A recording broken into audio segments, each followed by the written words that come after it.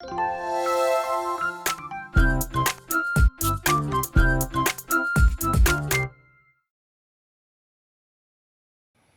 잠시 후 행복한 아침에서는 한 주간의 연예 소식 정리해드리는 연예 라이브 준비되어 있고요. 네, 또 스타들의 발자취를 돌아보는 시간 스타 주민도 이어집니다. 저희는 잠시 후에 다시 돌아올게요.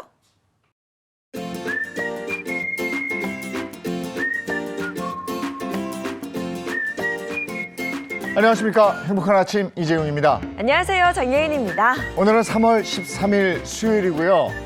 연예 라이브 준비가 되어 있는데 여기 홍록기 씨 파산 소식하고요. 정동원 군이 요즘 힘들다고 그러는데 네. 아버지 일로 해서 구설에 올랐다고 그러죠. 이 소식도 준비되어 있습니다. 네, 그리고 노래와 축구밖에 모르는 김흥국 씨가 영화 제작사로 나섰다고 합니다. 왜 이렇게 영화 제작자로 나선 건지 잠시 후에 짚어보도록 하겠습니다. 자, 수요일 행복한 아침 본격적으로 시작합니다.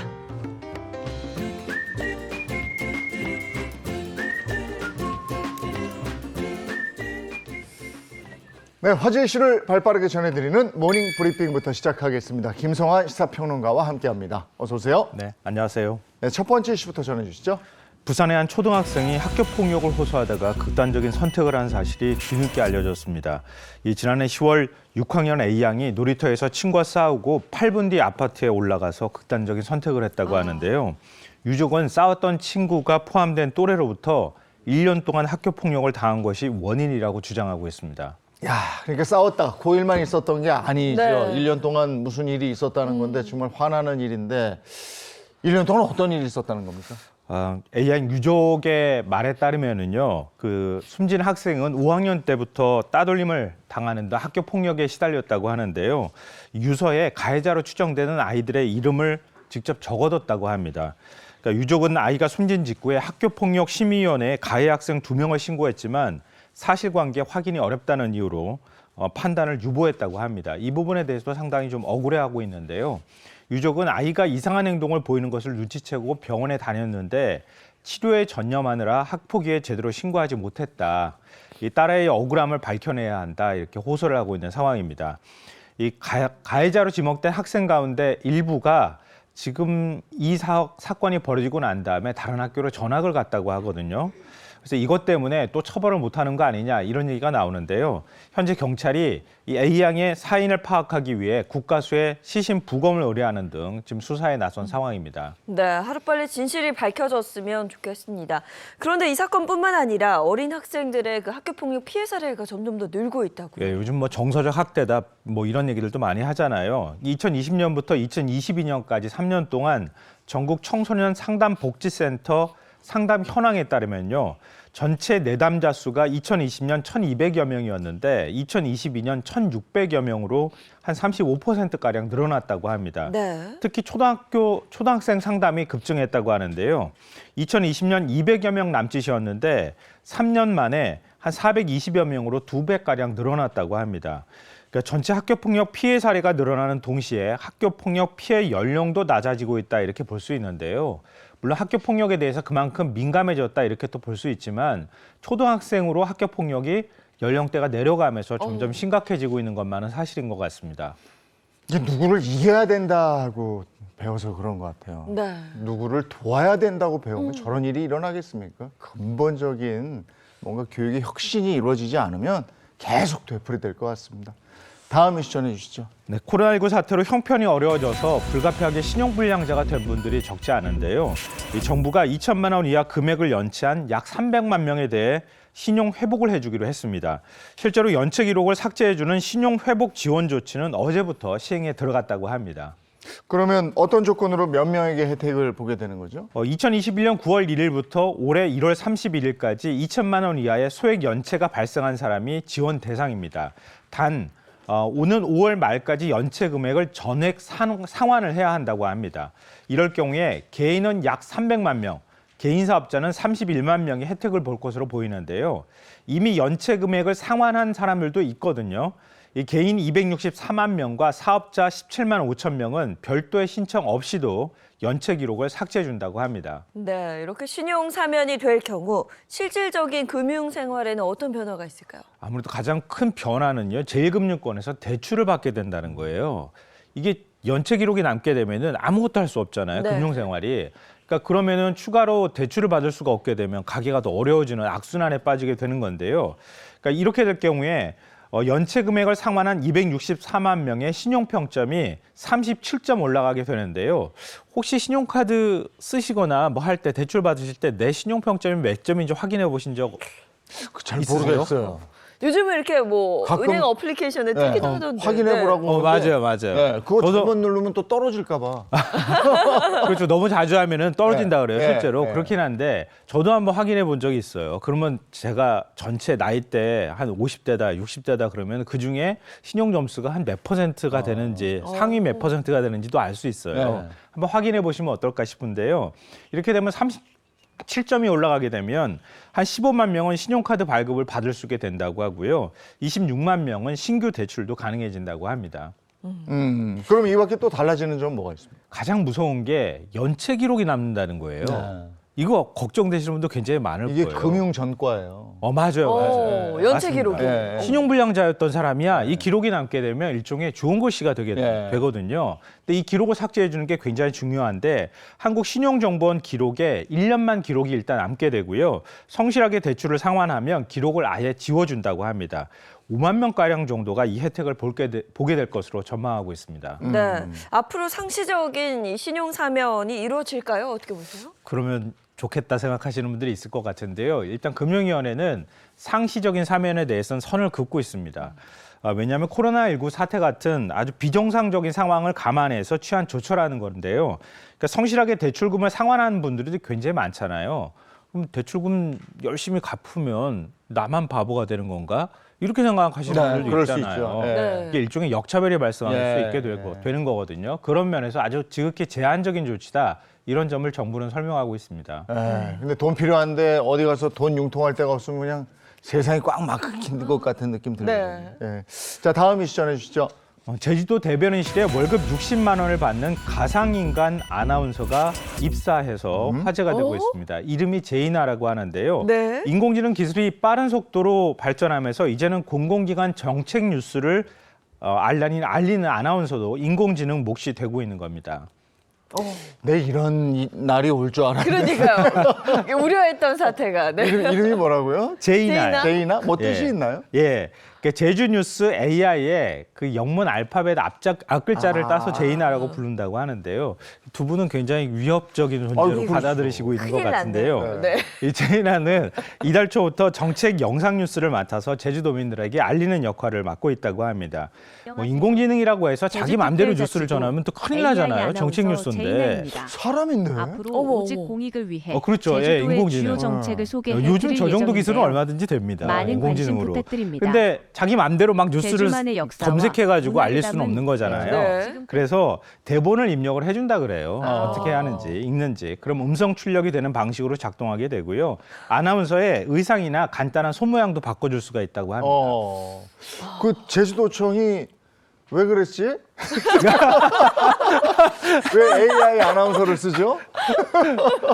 너무 잘하실 것 같은데요. 사람 아나운서 같은 경우에는 그 자리를 항상 지키고 있어야 되잖아요. 네. 인공지능을 쓰게 되면 그럴 필요가 없고요. 시간이나 뭐 장소 이런 거에 구애받지 않고요. 무엇보다도 이게 두 분이 더 위협적으로 느끼실 것 같은데 비용 절감 효과가 있다고 합니다. 비용 절감. 그러니까 제가 60만 원이라고 했는데 네. 진짜 아나운서를 제주 상시적으로 특별자치도 채용하게 네. 되면 그보다 훨씬 더 AI 인건비가 많이 들게 아나운서 되잖아요. 네. 근데 제주의 제이나는 아름다운 자연 60만 원 경관을 정도밖에 들지 소개하는 않는다고 순서입니다. 하니까 그런 면에서도 카드 뭐 장점이 결제 많다 이렇게 캐시백 얘기는 행사도 하는데요. 준비했습니다. 그렇지만 또 정부 거꾸로 시책으로 두 분이 우려하시는 2024년 것처럼 카드 인공지능 기술이 발행률은 아무리 빠르게 수만. 발전한다 하더라도 좀 제주도에서 무서운 측면도 있잖아요. 네. 이러다가 지금까지 아나운서 위클리 직군뿐만 제주였습니다. 아니라 다른 신청해 직군들에도 주셔서 인공지능이 감사합니다. 계속 활용이 되면 이거 정말 직장을 잃는 사람들이 많이 생기지 않겠느냐 네. 이런 걱정도 많이 하고 있습니다. 근데 하는 거 보니까 진짜 모르겠네요. 얼굴 그리고 표정도 자연스럽고. 아니, 그리고 실수도 네. 안 할 거 아니야. 그럼요. 입력한 대로 읽으니까. 큰일 났네. 큰일 났어. 열심히 하겠습니다. 네. 다음 이슈 전해주시죠.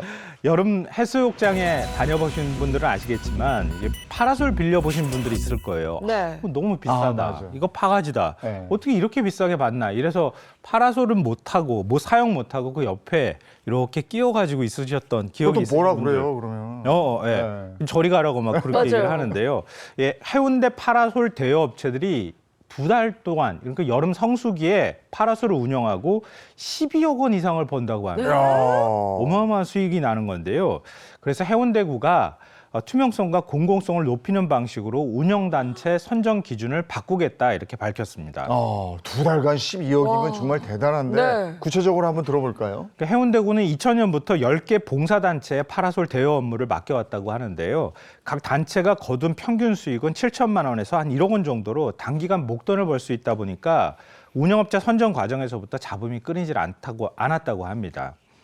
파라솔 대여 업체 모집에 대한 기준을 좀 강화해야 하는 게 아닌가 싶은데요. 네, 그러니까 올해부터 적용할 새 기준을 보면요, 회계 결산 보고 항목을 신설해서 투명성을 확보하겠다 이런 겁니다. 아까 제가 12억 원 번다고 했는데 네. 이건 좀 지나치게 많은 것 같긴 한데요. 네. 어쨌든 수억 원을 벌더라도 이게 도대체 어디서 얼마를 벌었는지 또 어디다가 얼마를 쓰는지를 알아야 될 거 아니냐. 네. 그러니까 일종의 이제 대차대조표를 제출을 하도록 만드는 거예요. 그리고 그동안 일부 단체의 파라솔 대여 수익금 회계 처리를 부실하게 하거나 이런 일들이 발생하고 있기 때문에 그 부분에 대한 문제도 이번에 개선하겠다 이런 입장이고요. 또 수익금을 이렇게 단체에다 줄 경우에는 사회에다 환원할 수 있는 조항도 넣겠다는 거예요. 사회 환원 부분 배점도 기존 25점에서 40점으로 대폭 높이기로 했다고 합니다. 이거는 다음 해에 선정할 때 아마 반영하는 기준으로 보여요. 그리고 특히 2년 연속 파라솔을 운영한 단체는 다시는 참여하지 못하도록 하거나 특정 업체의 수익 독점을 막기로 했다고 합니다. 이 과도한 또 수익을 방지하기 위해서 예전에는 그 해변에 나가면은 그냥 개인이 가가지고 뭐 이렇게 돗자리도 깔고 놀 수 네, 있는 공간이 별로 없잖아요. 네. 다 파라솔을 갖다 설치해 네. 놔가지고 그러니까 파라솔을 운영하는 구간을 확 줄이기로 했다 그래요. 그러니까 개인 존을 좀 더 넓히는군요. 그렇죠. 일반 그래. 뭐 가가지고 해수욕을 즐기시는 분들이 좀 더 네. 넓은 자리에서 쓸 수 있도록 이렇게 맞아요. 해준다는 거예요. 네. 또 그렇게 되면은 백사장이 훨씬 더 네. 덜 붐비게 되잖아요. 네. 그러니까 남은 백사장 한 300m 정도 되는 구간은 네. 다른 목적으로 활용한다는 거예요. 예를 들어서 애니메이션 영화제를 한다거나 게임 체험존을 만든다거나 게임 캐릭터 포토존, 뭐 백사장 상점 같은 진짜 해수욕장 방문객들을 위한 시설을 설치를 해서 이 해수욕장 방문객들이 좀 더 편안하게 즐길 수 있도록 해주겠다고 합니다. 예, 그래. 그런데요? 내 파라솔을 가지고 간 사람들은 괜히 눈치 보거든요. 맞아요. 아니요, 예전에는 파라솔 설치하시면 안 됩니다. 이렇게 맞아요. 막았어요. 아예 네. 이용을 못하게끔 막았다는 거죠. 예, 예, 예. 올 여름에는 좀 달라지려는지 네. 기대해 보도록 하겠습니다. 오늘 모닝 브리핑 여기까지 하겠습니다. 김성환 시사평론가와 함께했습니다. 고맙습니다. 네. 고맙습니다.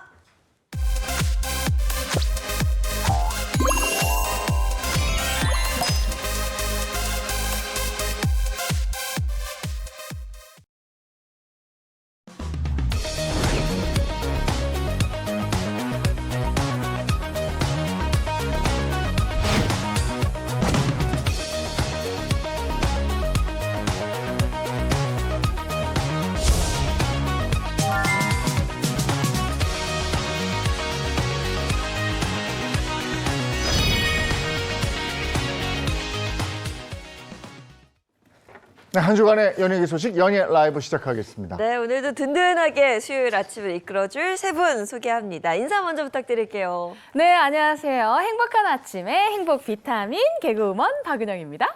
안녕하세요. 연예계 팩트 사냥꾼 홍정선입니다.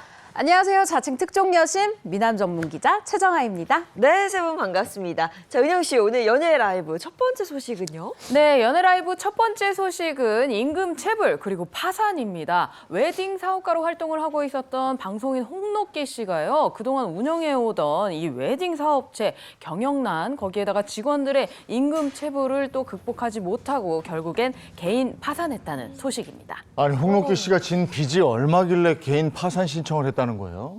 일단 30억이라는 말씀을 드리면서 일단 파산이 이미 사실 선고가 됐어요. 올해 1월 말 정확히는 1월 25일에 서울 회생법원이 홍록기 씨에 대해서 파산 선고를 한 겁니다. 그 배경에는 부채 초과와 지급 불능의 파산 원인이 인정된다 이렇게 얘기했어요. 말이 좀 어려운 것 같은데 이제 파산 선고라는 게 이 사람의 모든 자산을 다 털어도 가지고 있는 쥐고 있는 채무를 다 갚을 수 없는 그런 재정 상태거든요. 부채가 그래서 초과됐다. 그래서 어떤 채권자에도 뭔가 지급할 능력이 없다, 지급 불능 요 두 가지를 들어서 파산 원인을 인정을 한 겁니다.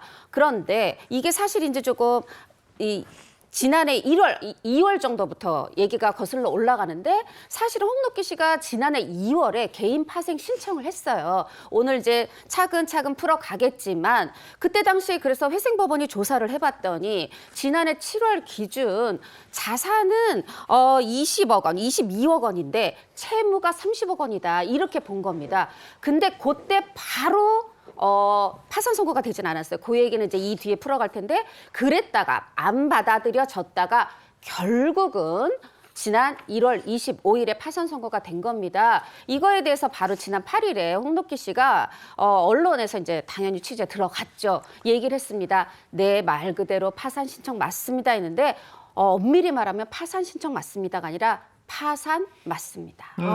그런데 홍록기 씨가 제가 알기로는 그 웨딩 사업을 굉장히 크게 했던 네. 걸로 알고 있는데 어쩌다가 이렇게 빚이 30억 원이나 됐을까요? 네, 웨딩 사업 이야기부터 해야 될 것 같은데요. 홍록기 씨가 2011년도에 이 동업자와 함께 웨딩 사업을 시작을 하게 됩니다. 이 공동 설립해서 운영을 해온 건데요. 2019년도에는 방송에 출연을 해서 이렇게 이야기를 했어요. 매출 순위보다 운영 기간이 중요한 것 같다. 나는 8, 9년을 하고 있으니까 탑5 안은 들지 않을까 생각한다. 라고 자신감이자 이 자부심을 드러내기도 했는데요. 그런데 문제는 여기서부터 발생을 합니다. 홍록기 씨가 이제 웨딩 업체에 관여를 하면서 업체 빚을 연대 보증을 한 거예요. 이러면서 빚을 많이 지게 됐다라고 알려졌는데요. 그리고 또 코로나19로 행사 자체가 굉장히 많이 줄어들었잖아요. 이 부분도 이 업체를 운영하는데 타격을 받은 이유 중 하나라고 합니다. 네, 그럼 또 앞서 언급된 임금 체불 논란 이건 어떻게 된 겁니까? 일단 제일 먼저 알려진 건 지난해 1월이었어요. 당시 이제 웨딩 업체 근무했던 전직 근무원 또 직원, 현직 직원 2명이 이 사실을 이걸 이제 노동위원회, 고용노동부에 신고를 한 겁니다. 저 임금 체불됐어요 하고 신고한 사실이 알려지면서 이제 지난해 1월에 보도가 됐었는데 당시에 그 이제 이미 퇴사를 한 전직 직원에 따르면 내가 2021년 1월부터 2022년 2월까지 이제 대략 1년 정도 근무를 했는데 돈을 받지 못하고 내가 일을 했다. 그게 한 뭐 160만 원 정도 된다. 이렇게 얘기를 하고 나 말고도 사실은 2명이 문제가 아니라 20명 정도가 체불이 돼 있는 걸로 안다. 그 중에는 뭐 300만 원에서 500만 원까지도 체불된 사람이 있다. 이렇게 당시 주장을 했었어요. 그리고 그때 홍록기 씨가 지난해 1월에 또 언론 인터뷰를 했죠. 언론 인터뷰는 굉장히 잘 응하십니다. 뭐라고 얘기를 했냐면 맞다. 사실은 그때로부터 1년 전 2022년 1월에 우리가 회사가 어려워서 이 회사 법인 회생 절차를 신청했고 지금 진행 중이다 그랬어요. 그리고 실제로 요 뒤에 이 회사는 이 채무를 일부 갚고 해서 이 회사는 이 개인 회사, 그러니까 법인 회생이 모두 종료됐어요. 꽤 생각보다 좀 빨리 종료되면서 이때는 그럼 이게 조금 이제 문제가 해결이 되나 보다 싶었습니다. 홍록기 씨가 이렇게 임금 체불 논란에 대해서 해명을 했지만 그 논란이 계속되는 이유는 뭡니까? 그 홍록기 씨가 입장을 바뀔 때 어떻게든 책임을 지겠다라는 굉장히 그 책임감을 나타내기도 했어요. 그런데 아무래도 이 누리꾼들이 시간을 거슬러서 SNS 사진이라던가 이전에 공개된 것들을 막 찾아보기 시작한 거죠. 이 웨딩 업체가 경영난에 시달렸다라고 알려진 때에 홍록기 씨 부부가 뭐 헬스라던가 골프라던가 여행 등을 즐기는 이 일상을 공유를 해놨다라는 사실이 누리꾼들이 또 이걸 찾아낸 거예요. 그래서 일각에서는 이 누리꾼들은 직원에게 줄 돈이 없다고 했는데 왜 골프를 치냐, 왜 여행을 가느냐 이런 부분을 지적을 하고 있습니다. 네. 그런데 홍록기 씨는 워낙 뭐 유명 연예인이니까 공연이나 방송 등을 통해서 돈을 벌 수 있지 않나요? 네, 여기가 이제 그 회생이 두 가지가 겹쳐있어요. 법인 회생 절차, 이제 개인 회생 절차인데 아까 이제 이거 임금 체불 논란 관련해서 조기 종료됐다 말씀드린 거 법인 회생은 이제 끝이 난 겁니다. 그런데 지난해 그 임금 체불 논란이 일어난 1월에 그 한 달 뒤에 사실은 이 홍록기 씨가 본인의 파산을 신청했었어요. 저 파산 신청하겠습니다 했거든요. 그랬는데 이제 법원이 이렇게 봤더니 아니 파산하지 말고 지금 수입이 있으니까 그걸로 좀 빚을 갚아라 하고 보정명령, 회생을 받아보는 건 어떠냐 하는 권유의 보정명령을 내렸습니다. 이것에 대해서 이 홍록기 씨도 받아들였어요. 아 이렇게 하는 게 더 합리적이다 해서 본인이 다시 신청했던 파산 신청을 취하하고 지난해 7월에 회생 절차를 다시 신청했습니다. 그러면 홍록기 씨도 회생 의지가 있었다는 건데 왜 파산으로 가게 됐어요? 이 홍록기 씨가 회생 절차를 진행하는 과정에서 걸림돌이 하나 발생을 한 건데요. 바로 채권자들이 홍록기 씨의 회생 절차를 반대를 한 겁니다. 일반 채권자들의 경우에는 3분의 2 이상이 동의를 얻어야 이 진행이 가능한데 이 대부업체 등에서 홍록기 씨의 이 회생 절차에 대해 동의를 못하겠다라고 이야기를 한 거예요. 결국 홍록기 씨의 회생 절차 2024년 그러니까 올해죠. 올해 1월 초에 폐지가 됐고요. 이 재판부는 직권으로 파산을 선고를 하게 됩니다. 현재 파산 결정에 따라서 이 법원은 오는 22일입니다. 제1차 채권자 집회 기일을 열고요. 홍록기 씨 이 소유물을 채권액으로 환산을 해서 이 채권자들에게 배당을 하는 그 절차를 밟을 것이다라고 알려왔습니다. 그러니까 말하자면 이게 사실 회생을 채권자들이 동의를 해준다는 건 그래 그럼 너 방송하고 공연해가지고 그거 벌어서 갚을 때까지 기다려줄게 이거거든요. 네. 그런데 이거를 우린 못 기다려요. 당장 부족하더라도 있는 거 다 뭐라도 다 팔아서 이거 우리한테 그 비율대로 나눠주세요. 이렇게 하는 절차가 좀 어떻게 보면 가장 마지막 절차인데 그게 22일부터 시작이 된다고 합니다. 예. 네, 알겠습니다. 홍록기 씨 소식 짚어봤고요. 이어서 두 번째 소식 소개해 주세요. 네, 연예라이브 두 번째 소식은 피는 물보다 잔인하다입니다. 최근 가수 정동원 씨가 그 아버지가 한 트로트 가수와의 그런 계약 갈등으로 인해서 문제가 되고 있다는 사실이 알려지면서 아무런 또 잘못도 없는 정동원 씨까지 아버지 문제에 휩쓸려서 구설수에 휘말리고 있다는 소식입니다.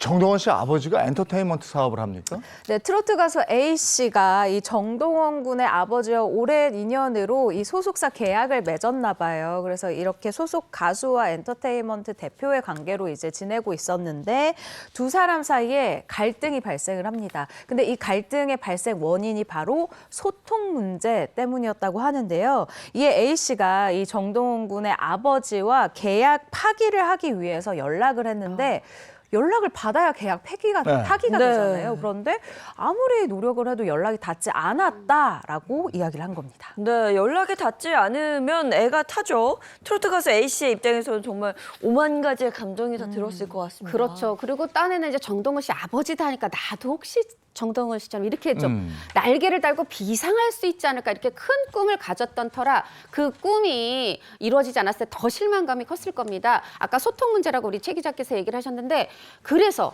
어떻게든 연락을 해본 거예요. 근데 연락이 되질 않는데 주위에서도 아무런 말을 해주지 않더라는 거죠. 왜 연락이 되는지만 알았어도 이렇게까지 일이 커지지 않았을 텐데 왜 연락이 되지 않는지를 이 트로트 가수 A 씨는 알 수가 없었습니다. 그게 정동원 군 아버지하고 연락이 안 되는 이유가 있었다면서요? 주변에서 일단 아무도 말해주지 않았다라고 억울함을 나타냈는데 트로트 가수 A 씨가 이 정동원 군의 아버지와 연락이 닿지 않았던 가장 결정적인 이유가 보도를 통해서 알려졌습니다. 현재 정동원 군의 아버지가요. 교도소에 수감 중이었기 때문이다라는 아주 놀라운 이 뉴스가 전해진 건데요. 트로트 가수 A 씨 이렇게 이야기를 합니다. 이 동원 군의 아버지와 연락이 두절이 돼서 법률 대리인을 통해서 확인을 해봤는데 현재 수감이 되어 있다라는 사실을 알게 됐다라고 소식을 전했습니다. 네. 그렇다면 이 정동원 군은 아버지가 이렇게 교도소에 수감 중인 사실을 혹시 알고 있었을까요? 알 수가 없는 상황입니다. 우리가 이제 사실 이 경연 나왔을 때부터 이 가족사를 좀 알고 있었잖아요. 들었잖아요. 3살 때 부모님이 이혼했고 정동원 군은 그냥 할아버지 손에서 자랐던 겁니다. 맞아요. 그래서 워낙에 연락이 닿지 않았고 물론 이렇게 경연에서 잘 되고 이러고 나서 이제 아버지랑 연락이 닿았지만 이 자주 연락하는 사이가 아니다 보니까 또 연락이 뜸하시네 하고 이제 그냥 그런가 보다 하고 있었던 거죠. 그랬다가 이번에 이렇게 좋지 않은 일로 이제 수감 소식까지 알게 됐는데 사실 이제 이 부분에 대해서 소속사가 얘기를 합니다. 정동훈 군도 전혀 알지 못했다. 오히려 알지 못했고 그래서 매우 힘든 시간을 보내고 있다. 그런데 답변을 드리고 싶어도 정동훈 군조차도 사실관계를 확인할 수 없는 아버지의 개인적인 사실이기 때문에 더 이상의 어떤 입장을 밝히기 어려운 점을 양해를 부탁드린다 했는데 여기서 저는 정동훈 군이 힘든 시간을 보낸다 이 부분 사실 아직 10대예요. 근데 네. 나랑은 안 살았어 여도 아버지는 아버지고 또 이 아버지 뭐 좋지 않은 일 뭐 가족사까지 알려지다 보니까 마음고생이 있을 것 같습니다. 그 정동원 군 아버지하고 한 계약을 파기하고 싶어하는 트로트 가수 A 씨. 이 A 씨 답답하겠는데요. 그렇죠. 이 트로트 가수 A 씨가요 이렇게 얘기를 합니다. 일단 이 현재의 계약 관계를 마무리한 다음에 좋은 소속사를 만나서 좀 마음 편하게 활동하고 싶다라는 바람을 나타낸 건데요. 그리고 트로트 가수 A 씨도 이렇게 얘기를 합니다. 정동원 군을 좀 걱정을 하는 모습을 보였어요. 정동원은 이번 일에 대해서 전혀 몰랐다. 혹시라도 사실과 다른 내용이 퍼지게 돼 정동원이 피해를 보게 될까 걱정된다. 오해하지 않았으면 좋겠다라고 이 동원 군과 아버지 사이의 일은 아무것도 없음을 명확하게 선을 또 그어주는 모습을 보였습니다. 네, 알겠습니다. 이어서 세 번째 연애 소식 바로 만나보죠. 네, 연애라이브 세 번째 소식은 영화 제작자로의 변신입니다. 평생 동안 노래 그리고 또 축구밖에 모르고 살던 우리 가수 김은국 씨가 최근에 너튜브를 통해서 개인적으로 굉장히 큰 일을 만들고 있다라고 밝혔는데요. 그게 과연 무엇일지 궁금증을 자아냈었는데 그것이 바로 영화 제작이었다는 소식입니다. 네. 김흥국 씨가 영화 제작자로 나섰다. 무슨 계기가 있었습니까? 김은국 씨가 밝힌 내용이에요. 감독 귀인을 만났다. 그분의 얘기를 듣다 보니까 그 진정성에 그 내용에 온몸에 전율을 느꼈다. 그래서 이 청룡의 해 앞뒤 재지 않고 그냥 이 나라 사랑하는 마음으로 다 뛰어들었다 했는데 김은국 씨 유행어 있잖아. 들이대. 정말 영화 제작에 들이대셨는데 우리가 또 이게 취재해봐서 알지만 이게 쉬운 일이 아닌데 정말 제가 다 걱정이 큽니다. 네. 잘 되시기를. 네. 잘 되시기를. 근데 어떤 영화를 제작하려고 마음을 먹은 걸까요? 사실 저도 보도자료를 받았어요. 이 보도자료에 흥 엔터테인먼트라고 적혀져 있었던 것 같은데 전 처음에 그 엔터테인먼트 이름만 보고 이렇게 흥이 나는 이런 영화를 만드신 건가? 라고 생각을 했는데요. 이 영화 내용 굉장히 좀 진지할 것으로 예상이 됩니다. 김은국 씨가 제작에 나선 영화는요. 그리고 하얀 목련이 필 때면인데요. 70%의 실록 영상에 30%의 재연, 이 연기가 들어간다고 해요. 이 120분의 논픽션 영화로 주인공은 고 박정희 전 대통령 부부 이야기를 다룬다고 합니다. 고 박정희 전 대통령과 영부인 유경수 여사의 생애 그리고 업적을 다루겠다라고 굉장히 포부를 나타냈는데요. 일단 이 영화에 대해서 살짝 설명을 하는 모습도 있었어요. 영화 전반부에는 이 북한 소련 군정과 미 군정의 해방 전국을 조명을 하면서 이 중반부 후반부에 들어와서는 이 박정희 전 대통령의 참전 기록 그리고 5.16 산업화 과정 그리고 유경수 여사의 서거 그리고 박정희 대통령의 국장 등을 이 영상과 재연 등으로 만들어 보겠다라는 이 기획 의도를 밝혔습니다. 알겠습니다. 여기까지 연예 라이브였습니다.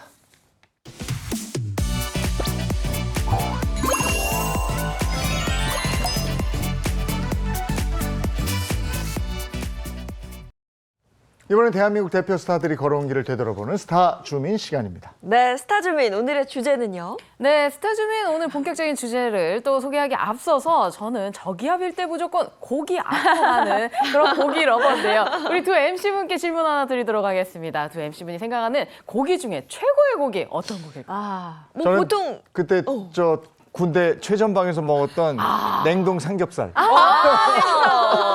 냉삼 좋죠. 냉삼살 좋죠. 보통 근데 뭐 소고기라고 말하지 않을까 싶은데. 그렇죠. 소고기 너무 좋습니다. 왜 고기를 사줄 때 대가 없는 소고기는 없고 정말 순수한 마음으로 사주는 건 돼지고기까지다라는 얘기가 있잖아요. 이제나 저제나 좀 고기 사주는 사람이 있었으면 좋겠는데 왜 갑자기 고기 이야기냐? 오늘의 스타주민 주제 고기와 관련돼 있는 주제인데요. 오늘의 주제 바로 인생은 팔딱팔딱입니다. 팔딱팔딱 이런 뭔가 닭과 관련된 이야기를 하려나 봐요? 네, 맞습니다. 오늘 준비된 스타들의 이야기, 국내 최초로 치킨 전문 배우로 일컫는 스타의 이야기, 거기에다가 닭의 기름을 뒤집어 쓰고 나온 닭띠 가수의 이야기, 그리고 또 이 닭의 발을 씻기는 것도 모자라서 사진까지 찍어주는 스타가 있고요. 그리고 마지막으로 닭과 관련된 라면으로 로열티까지 받는 스타들의 이야기, 아주 다양한 이야기를 한번 준비를 해봤습니다. 궁금한데 인생은 팔딱팔딱 시작해 보겠습니다. 네, 인생은 팔딱팔딱. 첫 번째 스타는요, 국민 최초로 치킨 전문 배우로 불리는 배우 유승용 씨입니다. 우리가 액션 전문 멜로 배우는 이런 얘기는 들어봤는데 치킨 전문 배우는 드문데 류승용 씨는 왜 치킨 전문 배우가 된 겁니까? 네, 치킨 역할을 해서는 아니고요. 네, 류승룡 씨가 맡았었던 작품들이 정말 유난히 치킨과 깊은 인연이 있기 때문입니다. 이른바 치킨 4부작으로 불리고 있는 이 작품들을 제가 한번 쭉 읊어드릴게요. 일단 영화 염력이 있고요. 그다음에 극한 직업 있고요. 그리고 드라마 무빙까지.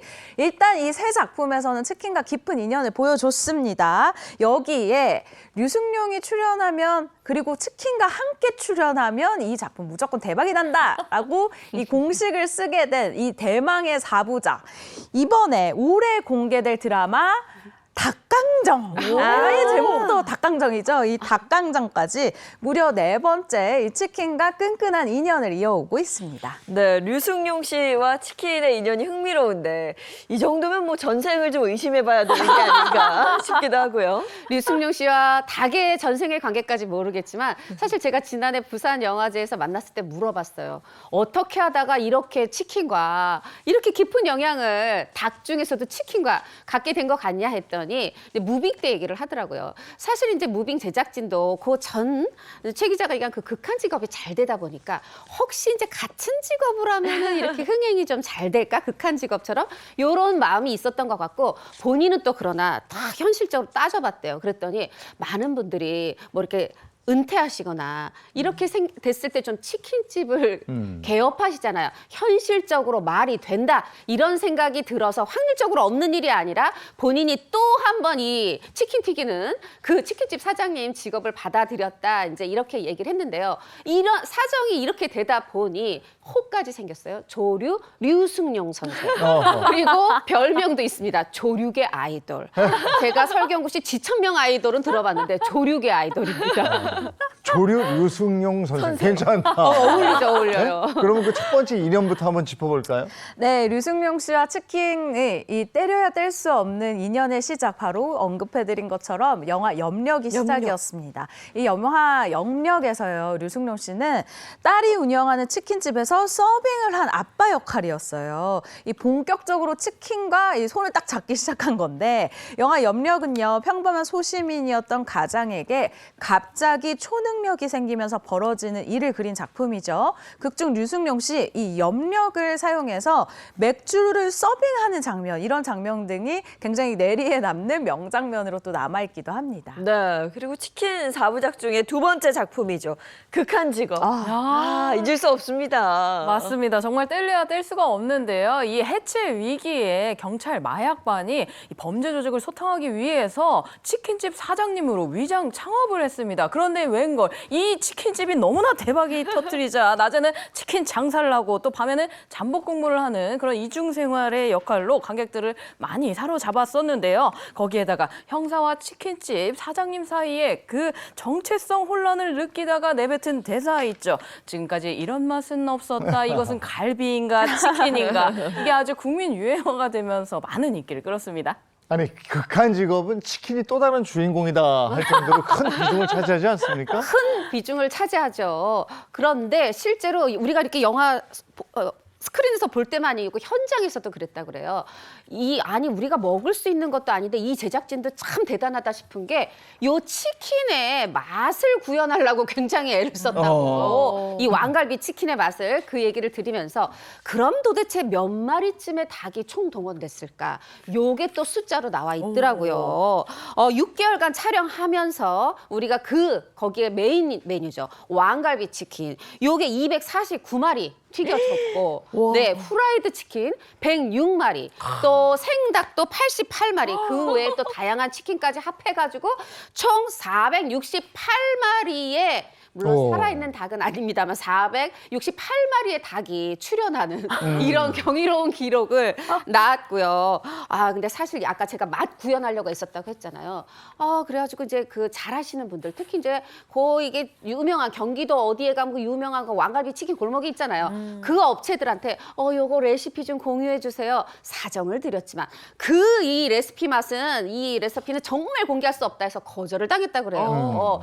이 영화가 이렇게 1600만까지 갈 줄 알았으면 이게 거절하게 잘한 일인가 싶긴 한데 네. 그랬는데 그래서 제작진이 어떻게 할까? 그럼 왕갈비니까 우리 이렇게 유리병에 든 그 갈비 양념 네. 팔잖아요. 그걸 사다가 어떻게 치킨에 부어봤지만 되지 않았다고 그래요. 근데 다행히 이 촬영장에 보면은 이 배우들 제작진들 밥 먹이려고 밥차 푸드 업체가 이렇게 오잖아요. 그 트럭이 그분들한테 좀 도움을 청했더니 그분들이 보통은 이 배우들 스태프 먹을 밥만 하잖아요. 밥하고 반찬, 국 이런 거 하는데 옆에서 계속 닭 튀겨주시고 닭을 만들어 주셨다고 합니다. 근데 그렇게 많은 닭을 현장에서 튀기면 그 고소한 그 기름 냄새랑 진짜. 치킨 튀기는 냄새 제작진 굉장히 힘들었겠는데요. 일을 어떻게 합니까 이거? 이 영화 촬영뿐만이 아니라 우리도 왜 이 생방을 하다가 요리를 이렇게 해주시는 프로 못 참죠. 코너가 되면 네. 못 참잖아요. 끝날 때까지 기다렸다가 저는 꼭 한 입을 먹고 가고 이렇게 하는데요. 이 극한 직업의 전체 촬영 분량이 70회차, 그러니까 70회차에 이 촬영팀이 꾸려졌어요. 근데 이 전체 촬영분 중에 무려 25회차에 치킨이 등장한다고 와. 합니다. 그 말인즉슨 25일은 이 제작진이 치킨을 먹을 수 있다 이런 이야기잖아요. 처음에는 현장 스태프들이 치킨을 뭐 이제 촬영하고 남은 치킨들을 싸가기도 하고 현장에서 나눠 먹기도 하고 굉장히 행복해했는데 나중에는 치킨 냄새만 맡아도 질릴 지경이 됐다라고 합니다. 그런데요, 이런 치킨의 유혹에 끝까지 흔들리지 않은 사람이 바로 이 류승룡 선생이었는데요. 네. 처음 이 치킨과 질긴 인연이 시작된 작품이죠. 염력에서 찌운 12kg을 뺀 류승룡 씨가요. 몸 관리를 하기 위해서 이 튀긴 치킨을 끝까지 먹지 않았다라고 이야기를 했습니다. 야, 이 세상에서 대단합니다. 제일 맛있는 게 이게 갓 튀긴 그렇죠. 닭 이건데 막 나오게. 바삭하고. 아유. 야, 그걸 참았어요. 그걸 참았어요. 그러니까요. 이 수원 왕갈비 치킨 우리 류승룡 선생인데도 왕갈비 치킨 먹지 못한 이유. 방금 최 기자가 얘기한 것처럼 염력에서 쪘던 12kg을 빼고 지금 그래 살 관리를 해야 되는 때라서 못 먹었는데 만약에요. 정말 끝까지 단 한 조각도 먹지 않았다. 그러면 저 류승룡 씨랑 친구 안 할래요. 저희 동갑이거든요. 근데 그래도 인간적으로 양념이 좀 더 살이 찌겠지? 양념 안 된 부위 요걸 먹거나 아니야 요거도 안 되겠다 싶을 땐 너희들은 닭을 먹어라. 나는 달걀을 먹겠다. 이러고 현장에서 달걀을 먹었다네요. 야, 근데 영화 극한 직업이 이게 1,600만이 넘었죠. 이 정도면 작품 인기에 힘입어서 치킨 CF가 무조건 류승룡 씨한테 들어갔을 것 같은데요. 그래서 1,600만이면 진짜 4명 중에 1명은 이 작품을 봤다. 3, 4명 중에 1명은 이 작품을 그러네. 봤다라고 해야 될 것 같은데 이 작품이 정말 엄청난 극한의 흥행을 거두면서 이 치킨 CF가 물밀듯이 들어왔는데 모든 출연 배우들이 고사했다고 합니다. 이건 류승룡 씨뿐만 아니라 모든 배우들의 뜻이기도 했는데요. 왜냐하면 이 영화 극한 직업이 소상공인에 대한 이야기를 하는데 우리가 특정 브랜드의 치킨 광고를 한다는 건 좀 아닌 것 같았다라는 거예요. 그래서 류승룡 씨가 먼저 동료들에게 자신의 생각을 전하면서 미안한데 나는 광고를 못 찍을 것 같아라고 얘기를 했더니 다른 동료들도 류승룡 씨의 뜻에 동참을 하면서 이 물밀듯이 들어오는 제가 봤을 때 국내에 있는 치킨 브랜드 모든 광고가 다 들어오지 않았을까라는 생각이 들거든요. 전부 고사를 했다고 하는데 한편으로는 혼자 고사하시지 다른 배우들을 하고 싶었을 수도 있겠다라는 생각도 듭니다. 기회인데. 그죠? 기회인데. 아니, 근데 예쁜데. 그런 생각 자체가 대단하네요. 대단하죠. 네. 멋집니다. 류승룡 씨가 정말 뭐 엄청난 부자도 아닌데 어. 아주 생각이 바로 선 사람입니다. 그러네. 그리고 이제 우리가 만나볼 작품은 닭강정이에요. 닭강정입니다. 조류 류승룡 선생의 네 번째 치킨작. 이런 말도 나오는 네 번째 치킨작. 이게 사실은 제가 왜 네 번째 치킨작이라고 하냐면 네 번째로 끝나지 않을 것 같아요. 그래서 치킨 4부작이라고 안 하고 네 번째 치킨작이라고 했는데 이 닭강정은 10부작짜리 드라마입니다. 근데 내용을 들어보세요. 너무 신선해요. 딸이 의문의 기계에 들어간 뒤에 닭강정으로 변했어요. 네? 내 딸을 찾아라. 닭강정이 된 내 딸을 찾아라. 열심히 고군분투하는 그 류승룡의 모습을, 아버지 류승룡의 모습을 그리는 정말 내용만 들어도 너무 신선하죠? 네. 이 신선한 드라마라서 저도 무척 기대가 됩니다. 네, 치킨에 이어서 이번엔 닭강정입니다. 제가 저 예고편 보고 정말 깔깔 웃었던 기억이 나요. 굉장히 신선한데. 그럼 이게 좀 궁금해지네요. 류승룡 씨에게 치킨이란? 뭐 이런 질문 받은 적 있을까요? 그렇죠. 류승룡 씨가 최근에 한 프로그램에 출연을 해서 나에게 치킨이란? 이라는 질문을 받았습니다. 그랬더니 류승룡 씨가 아주 솔직한 대답을 내놨는데요. 생계를 책임져주는 머니푸드, 감사한 푸드라고 아주 또 재치 있는 대답을 내놨습니다. 예, 이어서 다음 스타 얘기 들어보겠습니다. 네, 인생은 팔딱팔딱. 두 번째 스타는요, 닭과는 뗄래야 뗄 수 없는 스타죠. 가수 노사연 씨입니다. 네. 노사연 씨요? 오, 노사연 씨가 또 닭과 뗄래야 뗄 수 없는 사이예요? 네, 노사연 씨가 닭과 때려야 뗄 수 없는 사이가 된 이유 무려 3가지나 있는데요. 일단 첫 번째 이유, 노사연 씨가 태어난 고향이 강원도 춘천입니다. 그런데 여러분, 강원도 춘천이 어떤 도시입니까? 이 닭갈비의 도시 아니겠습니까? 그렇죠. 이 부분과 이 닭과 깊은 인연이 있고요. 두 번째로는 노사연 씨가 57년생이에요. 57년생 닭띠라는 점 때문에 연예계 대표 닭띠 가수로 불리고 있습니다. 세 번째 이유는요. 4.8kg의 우량아로 태어난 노사연 씨, 이 닭의 기름 때문에 노사연 씨 어머니가 쉽게 출산을 했다라는 이야기를 했습니다. 이거는 좀 짚어봐야 될 것 같습니다. 노사연 씨 어머니가 이 닭의 기름 때문에 쉽게 출산을 했다. 이게 뭐 과학적으로 맞는 말일까요? 근데 이게? 좀 들어보면 그럴싸합니다. 타당해요. 임신하면 원래 좀 특정하게 하나가 막 땡기거든요. 저는 배와 소고기가 그렇게 땡겼습니다. 그래서 지금 저희 아들도 똑같이 배와 소고기를 엄청 좋아하는데 노사연 씨 어머니는 입덧을 했을 때부터 이상하게 그렇게 닭이 드시고 싶었대요. 닭이 드시고 싶은데 세상에 임신한 동안 100마리를 잡아 드셨답니다. 동네에 나만 아는 닭이 없었다. 100마리를 잡아 드셔서. 그러다 보니까 노사연 씨도 뱃속에서 아주 닭을 많이 먹었겠죠. 그러면서 그냥 토실토실 살도 쪄서 태어날 때 무려 4.8kg. 이거 정말 출산하기 힘든 우량하거든요. 그런데 그렇게 어머님이 닭을 많이 드셔서 그랬는지 그냥 닭기름 덕분에 그냥 쑥 그래도 4.8kg 치고는 순산을 하셨다. 이런 얘기를 노사연 씨가 밝힌 적이 있습니다. 예, 이렇게 태어난 노사연 씨. 닭의 울음소리를 듣기 잘래요? 맞습니다. 어머니 뱃속에 있었을 때부터 동네 닭에 다씨를 말렸던 우리 닭띠 노사연 씨. 이 닭소리 흉내도 굉장히 잘 낸다고 하는데요. 그 영상으로 확인하시죠. 동네에 진짜 닭이 없었다니까 우리 엄마 다 주셔가지고 시골. 그때만 하더라도 그 장닭이야, 시골 장닭. 그래서 내가 닭소리를 내는 거야. 하나, 둘, 셋.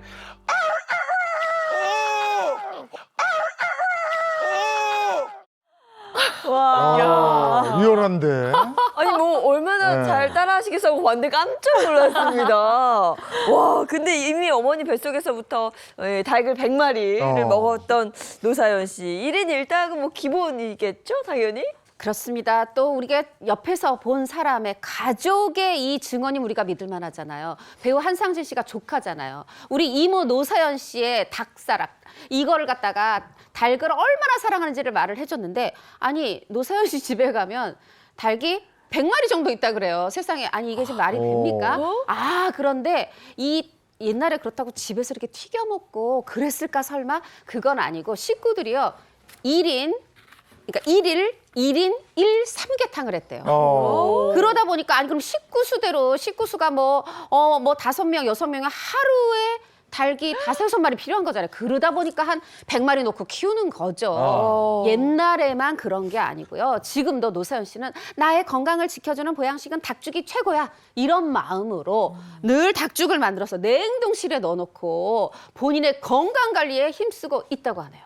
야, 이 정도면 뭐 노사연 씨한테 닭은 참 고마운 존재가 되겠네요. 이무송 씨가 끓여준 닭죽을 보고 뭐 닭 애교 3종 세트 이런 게 있다면서요 또. 이 개인기도 애기 중에 하나인가? 이것도 생각이 드는데요. 일단 이무송 씨가 아침부터 내 사랑 노사연을 위하여 닭죽을 만든다라고 얘기를 한 적이 있습니다. 이 닭죽을 만드는 모습에 또 노사연 씨가 애교가 굉장히 많잖아요. 그래서 남편 이무송 씨에게 이런 애교를 보여줬다고 해요. 후다닥, 최고닥, 멋있다! 이렇게 애교를 보여줬다고 하는데요. 이무송 씨가 노사연 씨 애교연이 모습에 이 웃음이 빵 터졌고요. 아, 앞으로 우리 계속 이렇게 살아야 되는데 라는 바람을 나타내기도 했다고 합니다. 네, 그렇다면 그 애교 연희, 애교 연희의 바람대로 이무송 씨가 만든 닭죽 후다닥 이어졌을까요? 후다닥 만들어지지 않았습니다. 이무송 씨의 닭죽 완성되기까지 무려 3시간이 걸렸다고 해요. 결혼 25년 만에 남편이 처음 끓여주는 이 닭죽. 어머, 3시간 걸리면 어떻습니까? 정말 감동이잖아요. 이 노사연 씨도 어떤 선물보다 정말 감동이었다 했고, 노사연 씨 옛날에도 1인 1삼계탕 했는데 평상시에도 요즘에도 치킨 먹어 1인 1닭 하시는 분인데 이거에 맞춰서 이무송 씨가 당연히 1인 1닭으로 그렇게 삼계탕을 준비를 해줬다고 합니다. 그래서 이 노사연 씨의 마음은 심쿵, 마음이 콩닥, 콩닥. 이거 자막 나가야 되는데 닭이 기억이 아니고 콩닥, 콩닥 하셨다고 하네요. 야, 노사연 씨를 위해서 무려 3시간 동안 닭죽을 끓였다. 이무송 씨 정성이 정말 대단한데요. 네, 맞습니다. 정말 이렇게 닭으로 콩닥콩닥하게 만들 수 있는 우리 이무송 씨. 여기서 돌발 퀴즈 하나 나가보도록 하겠습니다. 과연 이무송 씨가 3시간 들여서 만든 그 닭죽, 노사연 씨가 먹는 데는 과연 몇 시간이 걸렸을까요? 1번 3초, 2번 30분, 3번 3분. 정답은 몇 번일까요, 여러분들? 3시간 닭죽. 3시간 닭 3분이면 다 먹지 않았어요? 3초는 아니고 3분이 근데 뜨거운데? 3분에 드셨을 것 같아요. 3분이 될까요? 3시간에 끓인 닭죽을 과연 3분 만에 먹었을까요? 맞습니다. 정답입니다. 네, 바로 3번 3분이었는데요. 이 1인 1닭을 하는 노사연 씨, 그 맞춰서 이무송 씨가 또 1인 1닭으로 이렇게 정성스럽게 준비를 했는데요. 이거를 3분 만에 다 먹고 그 애교 연희가 오빠 너무 맛있어. 고마워 오빠라고 이야기를 하자 우리 이무송 씨 이렇게 답합니다. 우리의 애교 연희 남은 닭죽 마저 다 먹어 라면서 이렇게 사랑스럽게 양보를 했다고 합니다. 닭 덕분에 꽃 피어나는 사랑 너무 좋습니다. 그런데 이 닭과 관련된 음식 중에 못 먹는 음식이 있다 그래요? 노사연 씨가 이 닭과 관련된 음식 중에 먹지 못하는 부위가 있습니다. 바로 닭발인데요. 생각할 때 제 주변에도 닭발 못 드시는 분들이 가끔 있기 때문에 노사연 씨도 아마도 그 식감이라던가 모양 때문에 못 먹나 보다라고 생각을 했는데 노사연 씨가 이렇게 얘기를 합니다. 반전인데요. 나는 닭발을 못 먹는다. 없어서 못 먹는다라고 얘기를 한 거죠. 그래서 역시 노사연 씨다 이렇게 생각을 했는데요. 저처럼 이렇게 풍채 좋은 사람들은 이 노사연 씨가 롤모델입니다. 왜냐하면 먹언을 하는데 그게 정말 주옥같이 저에게 명언처럼 가슴에 탁 날아와 꽂히거든요. 그래서 제가 2가지 정도를 준비를 해봤는데 김밥 한 줄은 껌 씹는 것과 같다. 생각만 했는데 입 밖으로 내뱉지 못했거든요. 그리고 2번째 이런 게 있습니다. 과로로 쓰러져 본 적이 없다. 과식으로 쓰러졌을 뿐. 이런 얘기를 했었네요. 야, 이 언어의 마술사인데. 예, 이 먹언 대단합니다. 근데 노사연 씨가 최초로 단식원에서 쫓겨난 1호 연예인이라고요? 예. 이무송 씨랑 결혼을 앞두고 단식에 다이어트 해야 되겠다, 살 빼야 되겠다 해서 단식에 돌입하면서 단식원에를 들어갔다고 그래요. 어머, 그런데 정말 성공하는 것 같았대. 이틀째까지 철저하게 단식을 했는데 그만 3일째 이성줄을 놓게 되는 그런 일이 발생했는데 저는 닭을 워낙 좋아하시니까 혹시 어디서 치킨 냄새가 왔나 했는데 그건 아니었고 밥 짓는 냄새. 사실 우리가 굉장히 후각이 발달할 때가 배고플 때잖아요. 이틀 굶었단 말이에요, 지금. 그러다 보니까 그 밥 짓는 냄새에 이성줄을 놓고 어머, 근데 정신을 차려봤더니 저도 단식원 안 가봤습니다만 냉장고가 이렇게 묶여 있다 그래요. 그 묶인 냉장고를 다 풀고 열어 제치고 막 먹고 있는 내가 어. 있더라. 그렇게 해서 결국은 단식원에서 쫓겨난 연예인 1호에 등극했습니다. 근데 자꾸 이렇게 닭 이야기하니까 이 아침에 저도 치킨 먹고 싶고 배도 고프고 그러네요. 아, 근데 노사연 씨 그 아버지 과거 행적이 또 일파만파 퍼지면서 논란에 좀 휩싸였는데 그건 잘 좀 해결이 됐을까요? 네, 사실 논란에만 끝나면 너무 연예인 입장에서는 억울하잖아요. 행복한 아침은 다릅니다. 후일담을 좀 준비를 해봤는데요. 일단 노사연 씨 측의 법률 대리인은 이렇게 이야기를 했습니다. 노사연 씨 아버지는 이 국민보도연맹 사건 당시에 방첩대에서 수사관으로 재직했기 때문에 마산 학살 사건에 투입돼 현장 지휘 등의 일체에 관여한 사실이 없다라고 이 해당 논란과 명백하게 이 선을 긋는 모습을 보였는데요. 그리고 2023년 8월 아버지의 명예를 훼손했다면서 이 과거 행적을 제기한 상대를 사자 명예훼손으로 고소를 진행했습니다. 그로부터 4개월 뒤인 이 노사연 씨의 이 아버지에 대한 과거 행적을 제기한 상대가요. 2023년 12월입니다. 얼마 되지 않았죠? 이 서울 중부 경찰서로부터 증거 불충분하여 혐의 없음 불송치 이 내용이 담긴 이 수사 결과 통지서를 받았다라고 알려져 있습니다. 네, 알겠습니다. 이어서 다음 스타 이야기 짚어보죠. 네, 인생은 팔딱팔딱. 세 번째 주인공은요. 이름부터 닭과 관련돼 있는 게 아니냐라는 오해를 받는 배우 이계인 씨입니다. 네, 이계인 씨 닭과 관련이 있느냐 오해를 이름부터 그렇잖아요. 네. 어떤 계자를 썼는지 신경이 듭니다. 안 그래도 이계인 씨가 과거 한 예능 프로그램에서 이런 질문을 받았대요. 이계인의 개는 혹시 닭개자를 쓰셨냐라고 이 짓궂은 질문을 했는데 이계인 씨가 아니 그래도 이 양반아 사람 이름에 닭개자를 쓰겠냐 자꾸 이런 질문을 사람들이 하는데 아니 닭개자 쓰는 사람 이름이 어딨냐 라면서 분통을 터뜨렸다고 합니다. 사실 이름과 관련된 주변의 오해에 대해서 굉장히 억울해하는 모습이었는데요. 그러면서 자신의 이름을 풀이를 하는데 개수나무 개라고 해요. 그리고 어질인이라고 이 한자를 쓰는데 자신의 이름을 적극 해명하는 모습이었습니다. 근데 뭐 농담이지만 닭개자를 쓰는 거 아니냐 이런 오해를 받을 만큼 이계인 씨의 닭사랑이 대단하다고요? 그렇습니다. 이계인 씨가 말하는 내 인생에서 가장 행복한 순간 막 낳은 달걀을 손에 쥐었을 때 이 정도 되니까 정말 닭사랑이 대단하다 하는데 이계인 씨가 이 정도가 아닙니다. 하루에 한 번은 하루에 2시간씩 한 막 5일 이 정도에 걸쳐서 달개 발을 조격을 시켜준 적이 있다고 해요. 그럴 만큼 지극정성으로 닭을 보살피는 그러다 보니까 닭개짜 아니야? 이런 소리 들은 거죠. 아니 세상에 닭발 씻겨준다는 얘기 이건 뭔 소리예요? 조격이요? 네, 씻겨주는 이유가 뭐예요? 그렇죠. 보통 여자친구나 아내분 이제 발을 이제 세족씩 딱 해줄 때 너무 감동적이야 뭐 이렇게 얘기하시는 분들이 많은데 닭발의 세족식 약간 조금 충격적인데 이계인 씨가 이 닭의 발을 씻겨준 이유 바로 이 손이었기 때문에 내가 씻겨준 것이다라고 얘기를 했습니다. 요즘 MBTI라고 하잖아요. 이계인 씨 F가 분명하다. 감수성이 예민하신 것 같다라는 생각을 한번 해보는데요. 닭들이 이제 밖에서 돌아다니다 보면 이 비온 뒤에는 진흙을 이렇게 밟게 되잖아요. 진흙을 밟게 되면 이 발이 더러워지고 그 진흙이 막 뭉친단 말이죠. 근데 이계인 씨가 그걸 딱 보니까 너무 불편해 보이는 거야. 너무 안쓰러운 거예요.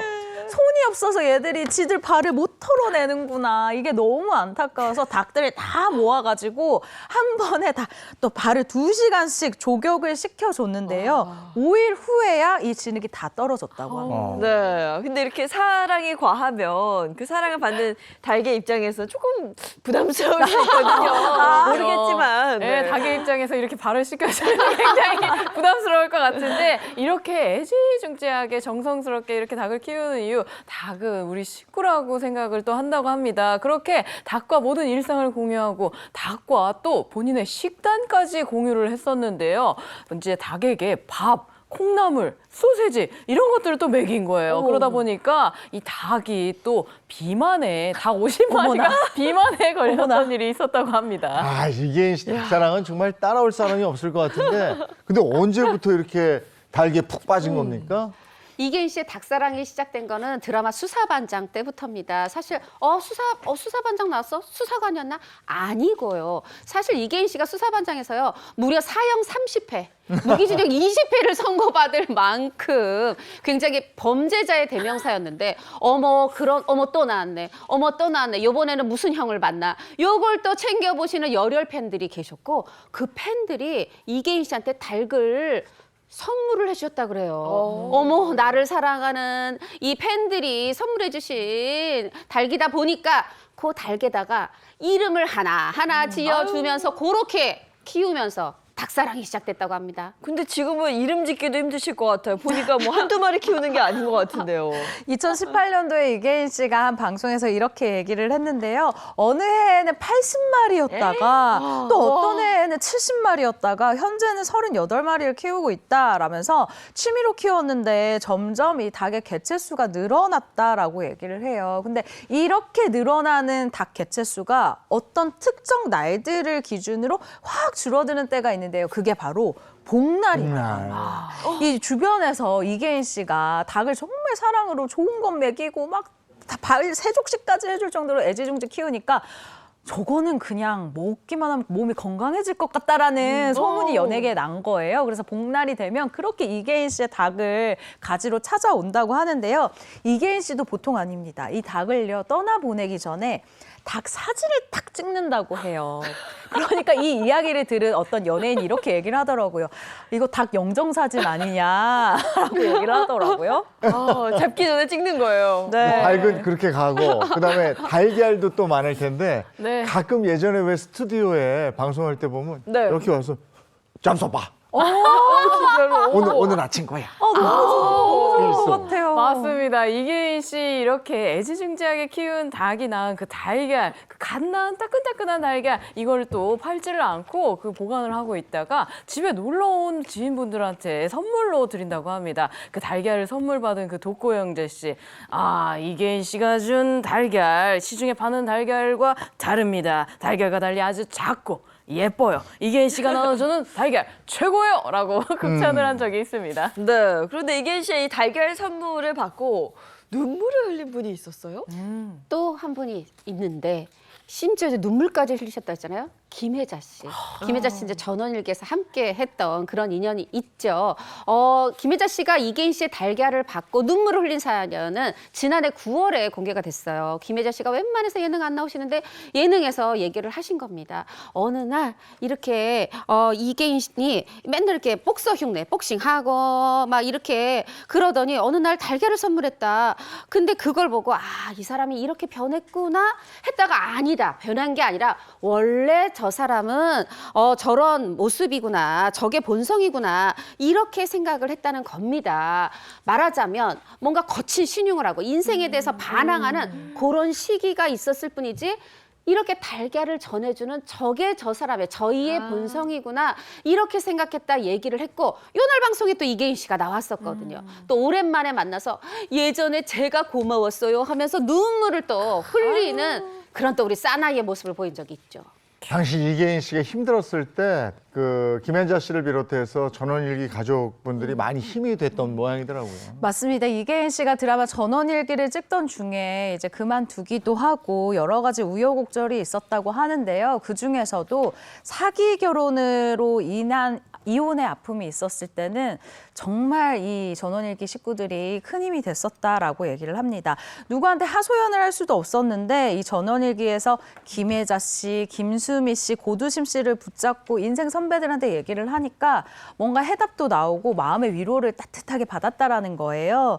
극단적인 생각을 할 만큼 너무너무 힘들었는데 이 드라마 팀의 이 따뜻한 마음이 전해지면서 힘을 얻었다. 난 지금도 진짜 도움을 많이 받았다고 생각한다라고 당시를 또 회상하면서 정말 이 진심을 전하기도 했습니다. 이계인 씨 방금 사기 결혼 말씀하셨는데 어쩌다가 사기 결혼 당했을까요? 이계인 씨가 사기 결혼 당한 거는 30여 년 전이고 이제 첫 번째 결혼 얘기입니다. 당시에 어머니를 여의고 이계인 씨가 굉장히 막 힘든 시기를 보내고 있었고 그래서 단골 술집에서 이렇게 술을 먹고 있는데 그때 한 여인을 만나게 된 거죠. 그 두 사람은 굉장히 막 급속도로 가까워지고 속전속결로 이제 함께 살게 된 겁니다. 함께 살고 한참 잘 살고 있는데 어느 날부터 아내가 며칠 동안 들어오질 않아요. 이게 무슨 일인가 장모님한테 물어보니까 저기 친구네 갔어. 저기 멀리 친척네 갔어. 막 이러기만 하고 근데 아내는 돌아오지 않고 이렇게 애타게 아내를 찾고 있을 때 그 첫 번째 부인의 조카가 이계인 씨를 찾아와서 정말 믿을 수 없는 얘기를 한 겁니다. 사실은 10년 동안 다른 남자랑 같이 살고 있는 그래서 지금 안 들어오는 거예요. 이런 얘기를 해줬다고 합니다. 아니 그러면 진실을 알기 위해서라도 아내를 꼭 찾아야 되는 거 아닙니까? 그렇죠. 이런 일이 발생하면 일단 내 아내의 입에서 진실을 듣고 싶잖아요. 그러기 위해서 경찰에 신고를 했고 며칠 뒤에 아내와 이 내연남을 찾았다라고 합니다. 눈으로 봤을 때 충격이 정말 엄청났을 것 같다라는 생각을 감히 해보는데요. 당시에 다리가 이렇게 막 후들거려가지고 경찰서에 들어갈 수가 없었지만 정말 우여곡절 끝에 마음을 다잡고 들어갔다고 해요. 그리고 이 안에서 아내와 이 아내의 또 다른 남편을 마주하게 되는데요. 여기서 정말 충격적인 사실이 하나 더 드러나는데 이 아내의 또 다른 남편이 있었다고 했잖아요. 근데 이 또 다른 남편 당시 60세쯤 돼 보이는 중년의 남성으로 일명 요즘 말로 스폰서였다고 합니다. 아내가 어릴 때부터 이 스폰서 역할을 한 유부남, 심지어 유부남이었는데요. 아내가 나이에 조강지쳐 이 행세를 하면서 산 사이에 이 60대인 이 스폰서 이 남성이 사업이 부도가 난 거예요. 그래서 이 내 아내와 이 스폰서 사이가 소원해진 거죠. 그래서 그 사이에 나랑 결혼을 하게 된 거고 그 틈에 나에게 사기 결혼을 친 것 같다라고 얘기를 하는데 여러분 여기서 너무 억울하고 너무 화가 나는 건 이 사실을 어떻게 법적으로 뭐 조치를 취할 수 있는 게 없었다라고 이야기를 했습니다. 아니 왜요? 이거 사기 결혼 당한 건데 왜 법적 조치를 취할 수 그쵸, 없어요? 사기 결혼 당한 거고 그 60대 남성도 스폰서 남이다 보니까 나는 남편이야. 그럼 당연히 신고할 수 있죠. 근데 이계인 씨가 당시에 결혼 신고를 하지 않고 살고 있었다 그래요. 그냥 사실혼 관계였고 그래서 법적으로 뭔가 취할 방법이 없었다고 합니다. 그리고 아까 그 경찰서에 딱 가서 그 나의 아내와 또 아내의 또 다른 남편이라고 해야 될까? 그 스폰서남을 만나게 됐죠 그랬잖아요. 그 스폰서남이 경찰서에 들어오자마자 이계인 씨한테 무릎을 꿇고 울면서 제발 이 여자를 나에게 돌려달라고. 내 아내를 나에게 돌려달라고. 그러니까 본인이 지금 어떻게 보면 경제적으로 어려워서 여자가 떠났던 거잖아요. 내가 잘해보고 싶다고. 이렇게 얘기를 해서 이계인 씨 그러십시오. 돌려보내고 정말 도탄에 빠져서 술에 빠져서 막 이렇게 살고 있을 때 아까 말씀하신 것처럼 이 김혜자 씨, 고두심 씨, 김수미 씨가 옆에서 많이 위로해줘서 이렇게 힘겨움을 극복했고 그래서 그 고마움으로 달걀을 선물을 했고 이랬다고 합니다. 그렇군요. 자, 다음 스타 이야기로 넘어가겠습니다. 네, 인생은 팔딱팔딱. 네 번째 스타는요, 닭 육수를 이용해 만든 라면으로 지금까지 로열티를 받고 있는 개그맨 이경규 씨입니다. 야, 워낙 유명했죠. 닭 육수를 네. 이용해서 만든 라면으로 로열티를 받는다. 이게 꼬꼬연금이네. 야, 부럽다. 맞네요. 그렇네. 너무 닭 부럽다. 육수, 그러니까 그 하얀 국물인 닭 육수를 활용한 라면을 만든 거잖아요. 어떻게 이런 생각을 했을까요? 이경규 씨가 동국대 연극영화과 출신입니다. 예전에 영화 감독도 하고 배우도 하고 그랬잖아요. 대학교 1학년 시절에 그때도 한참 연극한다고 이럴 때인데 그래서 이제 서울에 있는 답심리의 할머니 집이 이 외할머니가 사시는 집이 있고 거기에 조금 이제 얹혀 사는 상황인 거죠. 근데 연극하고 이러다 보니까 한 3, 4일 만에 한 번씩 이렇게 집에 갔다고 해요. 근데 그것도 3, 4일 만에 가게 된 이유가 할머니가 끓여주시는 그 닭곰탕 생각이 너무 나서 코끝에 그 닭곰탕 냄새가 막 진동을 하니까 아이고 할머니 닭곰탕 좀 먹어야 되겠다. 이렇게 집에 갔다고 해요. 말하자면 이 연금을 받게 된 그 닭을 이용한 육수를 이용한 라면을 만들 때 그 레시피가 그 외할머니의 닭곰탕에서 출발이 됐다. 야 정말 외할머니 대단하시네요. 아, 근데 그 닭 육수로 만든 라면 출시된 지 10년이 됐는데 계속해서 로열티를 받는 건지 또 네. 얼마나 받고 있는지 아. 지금 궁금합니다. 이경규 씨 아이디어로 탄생하게 된 바로 이 닭 육수 라면 같은 경우에는요, 2011년 8월 한 프로그램의 어떤 프로젝트라고 봐야 될 것 같아요. 이 프로그램을 통해서 이 탄생을 하게 됐는데요. 라면 제조 업체에 따르면 이경규 씨요, 라면의 이 출시 당시에 전체 매출액의 1%를 로열티로 받는다라고 계약을 하기로 했다고 하는데 정확히 사실 1%는 아니고 1% 내외로 네, 알려져 네. 있습니다. 네, 이경규 씨가 아이디어를 냈습니다. 그 닭 육수를 활용한 라면인데 출시된 해 제 기억으로는 거의 뭐 열풍이었거든요. 열풍이었습니다. 저도 몇 봉을 먹었는지 모르겠어요. 그때 한 해 매출이 500억 원이었다고 해요. 오. 우리 1% 내외에서 저는 외일 것도 같고 뭐 내일지도 와. 모르지만 그냥 딱 네. 그냥 1%라고 해도 500억 원에 500억. 1% 5억 원. 아 물론 부가수입이니까 세금 많이 내셨겠지만 그래도 상당한 액수를 연금 이전에 이미 그때 배당금을 받고 계셨네요. 아니 그러면 우린 이건 예측해 본 건데 네. 아, 실제로 받은 액수가 있을 거 아닙니까? 이건 안 밝혀졌나요? 일단 첫 해에 최소 5억이다라고 이제 보시면 될 것 같은데 자연스럽게 저도 이 로열티 이 수익에 대한 부분이 너무 궁금했습니다. 2012년 이경규 씨 이 세간의 관심에 대해서 이렇게 얘기를 했는데요. 많은 사람들이 제가 로열티를 얼마 받는지 궁금해 하시는데 저도 모르고 아내도 모른다. 가슴 속에 비밀로 간직하겠다라고 밝혔는데요. 네, 말 안 하고 싶다라는 걸 길게 설명을 해주셨습니다. 네, 그거 제법 되는 모양인데. 그러니까요. 되니까 못 밝히죠. 그래서 가슴 속에 비밀로 간직하겠다. 네. 자, 이렇게 닭 육수를 쓰는 라면 하나로 지금까지도 로열티를 받고 있는 이경규 씨인데요. 알고 보니 뭐 장학재단을 운영하고 있어요? 더 이상 기자들이 캐묻지 않는 이유가 이거죠. 그래도 좋은 일을, 그 돈으로 좋은 일을 하시니까. 이 이경규 씨가 이 그 닭 육수를 이용한 라면으로 인한 이 배당금을 어떻게 어디다 써야 될까? 점점점 매출은 급증하고 나에게 돌아오는 수익도 커지고 그래서 생각해낸 게 장학재단을 만들어야 돼. 와. 저는 더 칭찬드리고 싶은 게 이게요. 출시된 바로 이듬해 2012년이에요. 바로. 몇 년 있다가 아니라 그냥 바로죠. 그래서 이 수익의 일정 금액을 기부하는 방식으로 장학재단을 만들게 됐는데 이경규 씨가 개그맨 생활을 오래 하면서 이게 좀 더불어서 나누는 삶을 살아야 되겠다 이런 생각이 들었고 이 기부들 많이 하는 뭐 배우들, 가수들 이런 후배 못지않게 나도 좀 기부를 좀 해야 되겠다. 사회 환원을 해야 되겠다. 소외된 계층에 꾸준한 관심과 사랑을 가져야 되겠다. 이런 생각이 들어서 장학재단을 만들게 됐습니다라고 그 설립했던 2012년 당시에 그 배경을 밝혔습니다. 네, 라면이 좋은 매개체가 돼서 그 기회가 빨리 찾아온 거네요. 네, 맞습니다. 이렇게 장학재단이 설립된 지 딱 5년 만이죠. 2017년 기사를 보면요.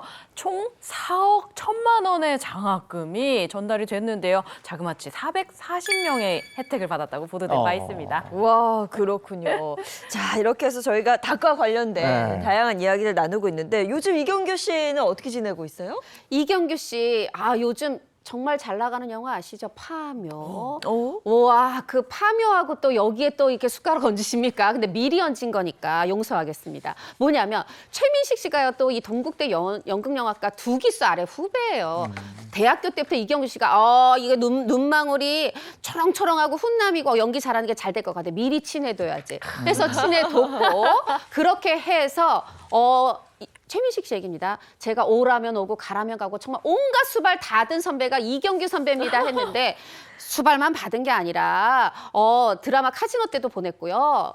이 간식차를 요번에 파묘 때는 특별한 간식차입니다. 커피차, 보통 커피차 보내잖아요. 치킨차를 보냈다. 이경규 씨 얘기입니다. 보통들 커피차 보냈는데 저는 이 배우들, 스태프들 다 힘내라고 치킨차 보냈어요. 이야. 칭찬드립니다. 알겠습니다. 지금까지 인생은 팔딱팔딱이라는 주제로 얘기 나눴습니다. 고맙습니다. 고맙습니다.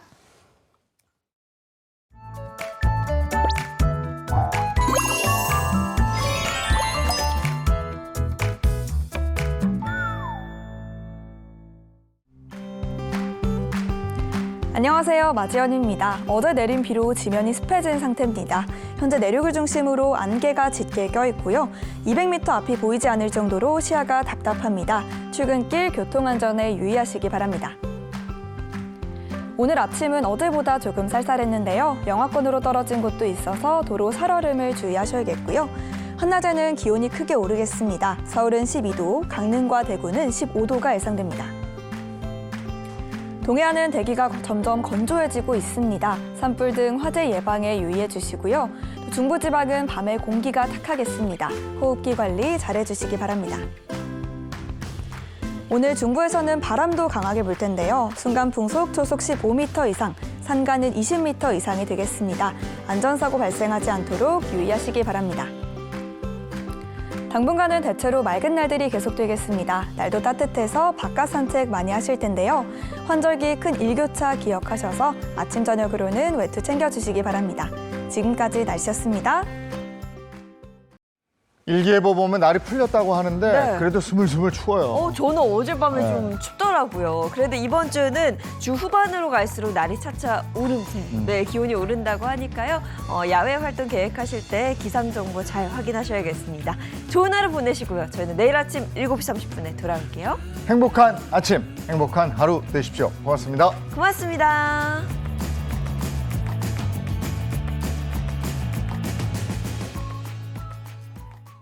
채널 A